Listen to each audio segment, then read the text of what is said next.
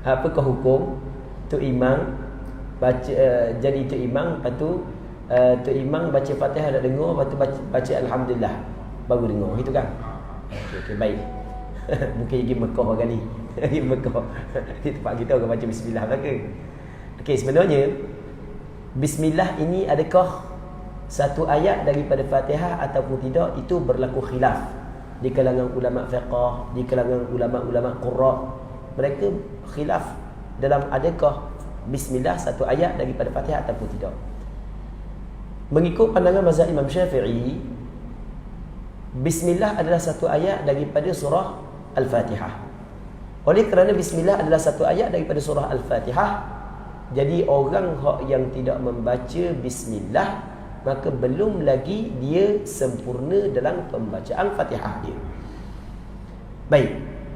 Adapun kalau imam tidak baca bismillah, dan imam itu bukan bermazhab dengan mazhab Syafi'i, contoh imam mazhab Hanafi ataupun Hanbali ataupun Maliki, maka tidak menjadi masalah imam yang tidak membaca bismillah. Yang penting kita makmum baca bismillah. Wallahu a'lam.